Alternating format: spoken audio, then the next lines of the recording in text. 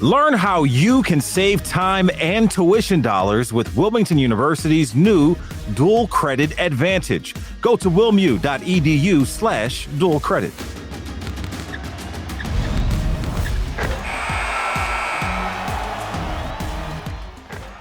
What is up? Welcome to the Sixers Talk podcast. So glad you could join us. Danny Pommells and Ben Berry with you after Game 4 as the Sixers even the series up, Ben. We are tied at 2 games. It is suddenly a 3-game series as we head back to Miami. Game 5 is on Tuesday. Tip-off is at 7:30, I believe. And how about it? 116-108. It was tight, bro. In the first quarter, kind of the first half, I was definitely feeling the nerves midway through that third quarter, but the Sixers survived and pulled it out thanks to 31 points from James Harden, bro. 6 of 10 from 3, looking like the Harden of old with the whole wrist work and all that. But listen, man, a win the Sixers had to have. The Sixers are a completely different team with Joel Embiid on the floor. And the way they played tonight, you know, Joel gave you game 3 with his Willis Reed type performance coming back from the concussion and the orbital bone fracture. And then Harden basically gives you game 4. So this Heat team looks beatable, bro. We talked about it in the past. They look very beatable. They look beatable outside of Jimmy Butler in game 4. Did anyone else for the Heat do anything? Tyler Herro was cold. He was missing wide open shots when he got open looks. Bam Adebayo Bam, he had a good game, but he was in foul trouble. And when he came back onto the court after Jimmy Butler did his best to keep the Heat in the game, like Bam, he didn't have a bad game, but it wasn't enough. He didn't make much of an impact when Embiid was off the court. So as important as it is for the Sixers, it has been for the Sixers to have Embiid back. In game 4, you see the massive difference with Embiid on the court for the Sixers, and the Heat just look like they don't have anything for Embiid and the Sixers. But when Embiid was off the court for that long stretch in the fourth quarter, the Heat wasn't able to take advantage of it. The Sixers' swarming defense really did a number on everyone but Jimmy Butler. Bro, all 5 starters for the Sixers in double figures, including George Niang back from the dead, 3 of 6 from the floor, 2 of 5 from 3. It was the type of game that they had to have, bro. They're not going to go down 3-1 and then have 2 more games in Miami and expect to win the series.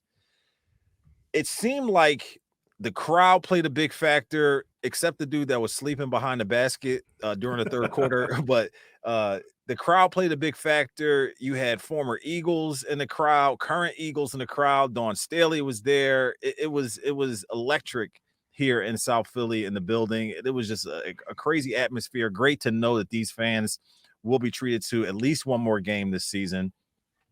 I'm looking at this game, though, and I'm really curious. You know, Joe, there was a couple of moments there where it could have gotten away from them. They were able to stem the tide. I'm really curious if Harden can continue this level of play, you know, throughout the rest of the series, because when he's playing like this and they have Joel Embiid defensively, I don't think that there's many other teams that can beat them in a 7-game series. But obviously there's still more basketball to play and they still have more business to take care of. But Harden being a better version of himself is exactly what the Sixers team needed. And I didn't expect it, bro. I didn't expect him to be able to dial it up like that. The passing was fantastic, and we've seen that from time to time, although the turnovers you probably don't like. But, bro, I really was excited to see him.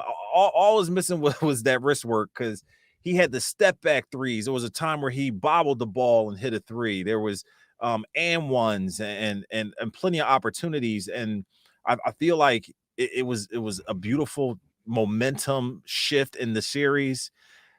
I'm almost, Mark Jackson says something to me before the game started that whoever wins this game is going to win the series.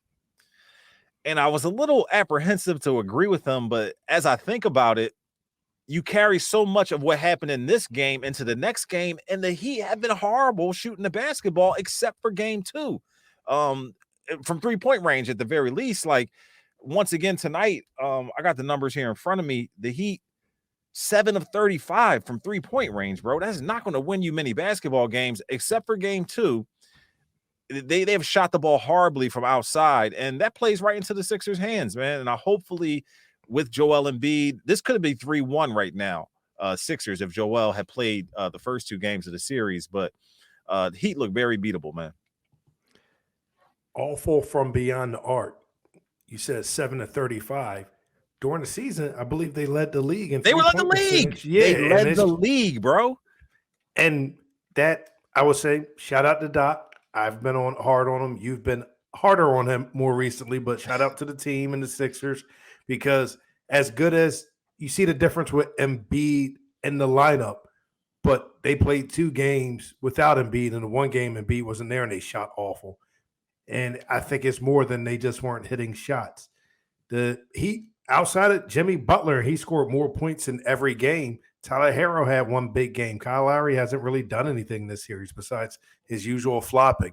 Victor Oladipo has been okay for them off the bench, but the Sixers defense, which has just swarmed them all over the court, has been too much for the Heat. So shout out to Doc Rivers and the staff. Something you said about Harden, who had an amazing game, something we've looked for when the Sixers traded for him.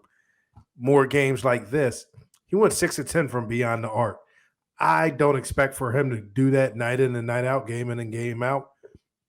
But taking closer to 20 shots, he was 8 of 18. That's the aggressiveness we were talking about. That was the aggressiveness we want. And if those shots are hitting, that's a great 1-2 punch the Sixers have. Yeah, definitely, bro. I had this little stat I wanted to pass along. Joel Embiid, when he's on the court with the Sixers, they're the 3rd best defensive rating in the playoffs. This is before the game started. Without Joel Embiid, they're 14th. That means they're not even registering with the teams that are in the playoffs. So it just goes to show the impact that he has. And we've said it before on the podcast, they're not what they are if they're not full strength. And that means top to bottom. So they need all the players that are available. They're not as deep as like a Miami team who can bring like one of the Morris twins off the bench at the 11th hour to try to change the momentum in the series. Like they don't have a little trick up their sleeve. The Sixers do. They can't get away with like a Gabe Vincent, Max Strus backcourt and expect to be, giant killers. So, the Heat, I don't know what the issue is. And like you said, you're giving credit to Doc Rivers. And hey, let's give credit to Doc because I don't know why they're shooting so poorly. And if Doc Rivers is who we're going to give the credit to, then so be it. And hopefully they don't figure it out. But this isn't the team that you expected to face as the number 1 seed. But I guess the Sixers are a little bit better than a regular 4th seed. So it kind of evens out there a little bit. But I just feel like I really feel a momentum shift with Joel on the floor, Harden playing like that. And you didn't even get the virtuoso Maxi performance or Tobias really chipping in. It was just an even-keeled approach outside of Harden's 31. Like I said, 6 guys in double figures. And the Sixers show some real intestinal fortitude, some desire, some want to in this game to try to stem the tide and turn this series around. And it's a 3-game series, bro. Are you feeling the same momentum shift I'm feeling? I would say yes, but not to the extent that you're feeling. So maybe no, actually. I feel that things are it's 2-2. I feel like things are a lot more even than how high it was for the Miami when they came to Philly, or how high it is for the Sixers as they head back to Miami. So I feel like both it's best out of 3 right now going forward. 3 games left, first team to win 2 games. That's the series. I think these teams, I don't think there's momentum or anything playing in the Sixers' favor or against the Heat going forward. I think it's just going to be who plays good basketball. Well, look, I mean, they have Bam Adebayo, Jimmy Butler, and Kyle Lowry and Tyler Hero. So 6 man of the year plus those 3, all-star caliber players. And Bam, Jimmy, and Kyle. Kyle is banged up. You see him limping up and down the floor. You see his jump shot, particularly his 3-point shot, short on a lot of those jumpers because he doesn't quite have the legs to like it short front rim. So he doesn't quite have the legs to like hit the follow through and get the elevation that he needs. And that's not going away anytime soon. If you're limping up the court on Sunday, you're not going to be, clean bill of health on Tuesday.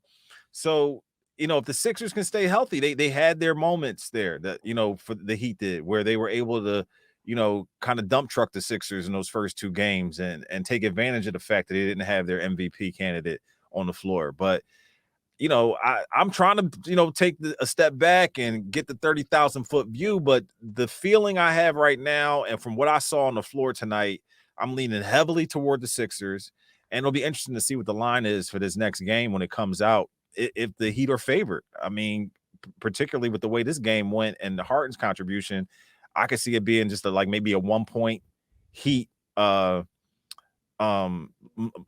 because they're at home, and that's really all the benefit of the doubt you can give them. I mean, the fans aren't going to be there early in a raucous arena. The Sixers will have a chance to seize control and be dominant, and I feel like that's probably what they're going to do. So I'm leaning heavily Sixers in this game 5, unless the Heat can find their shooting stroke, because that's obviously something that they were able to lean on during the regular season, which got them to the number 1 seed. But if they don't find their shooting stroke, and it's pretty much as it has been throughout this series through 4 games, I'm leaning heavily towards the Sixers.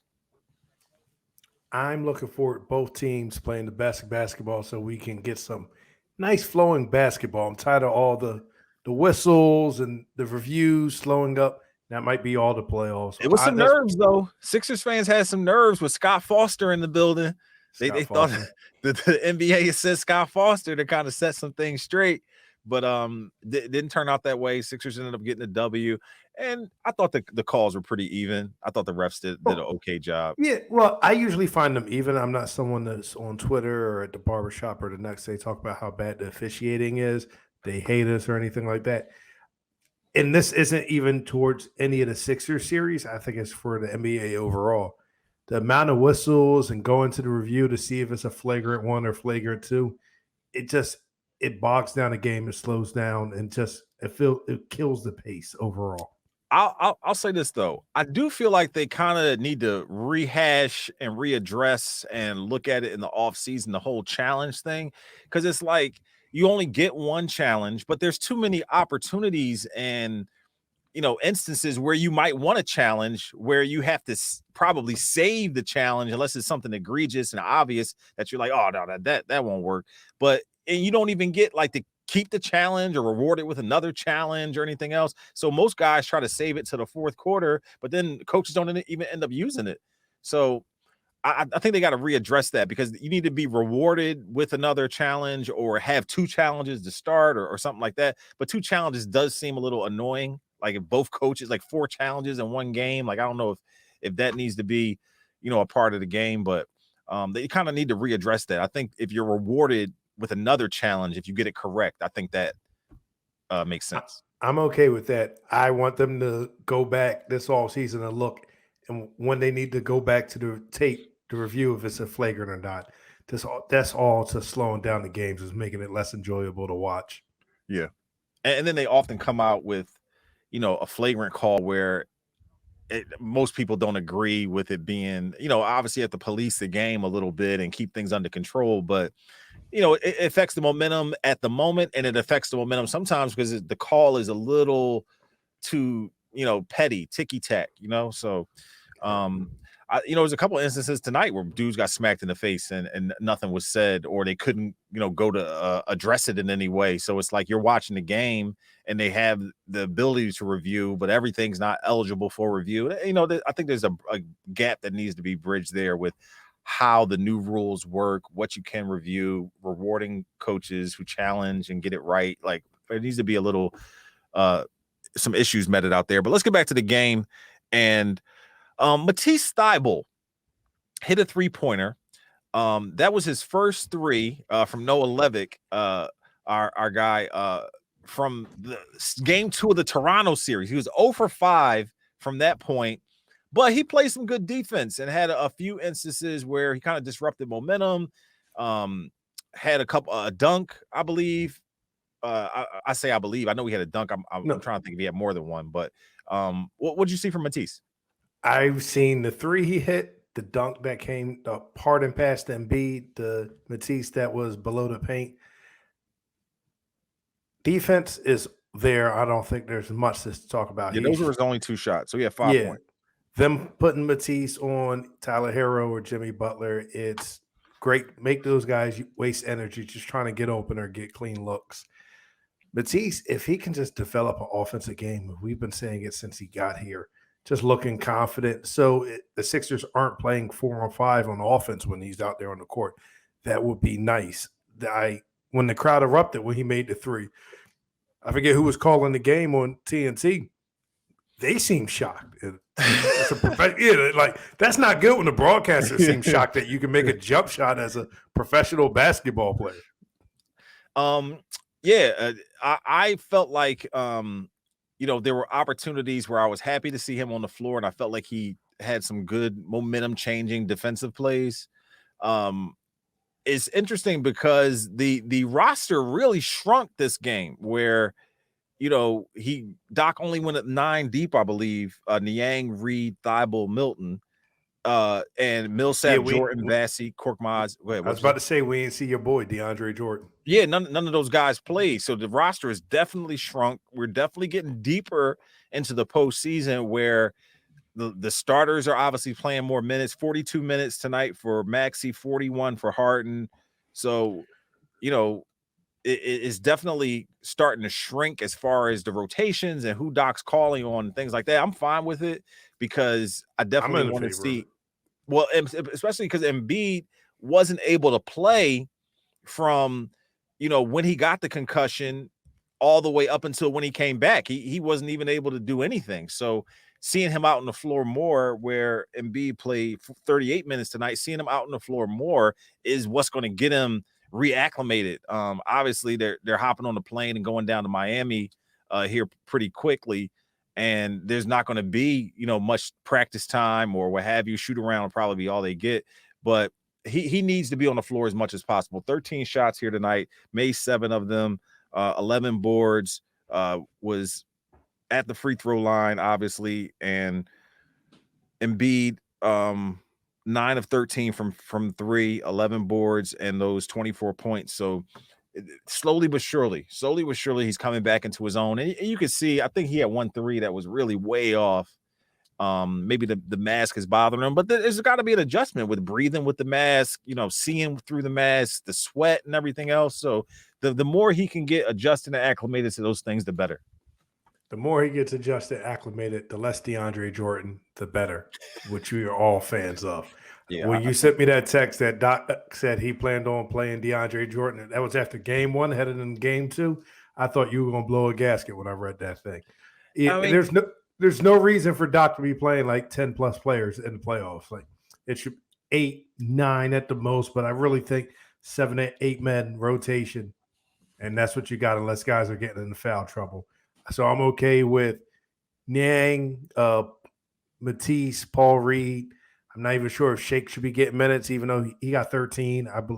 A game earlier this season, I think he only had like 5. There's no reason for it to go super deep unless you've run into foul trouble. And as I can see, I know Tobias had 5, but Danny Green and Embiid had 4. Maxey had 3. Harden had 2. If guys aren't getting the foul trouble, you're starting 5, 2, the 3 at the most off the bench for a rotation, and let those guys play a majority of the minutes. Yeah, I like Shake because at the very least he keeps the defense honest. So he is a threat out there when he's on the floor. Doesn't always get the benefit of the doubt with the calls and isn't always hitting his shots or making the exact right decision or a catalyst for, great things happening, but he's solid and he's steady and Doc trusts him. So, and when he's on the floor, I don't see him being timid. I just see him, trying to play his game and, not trying to disrupt the flow that the offense already has. So I'm good with Shake. And I'm cool with the rotations. I want to see those starters.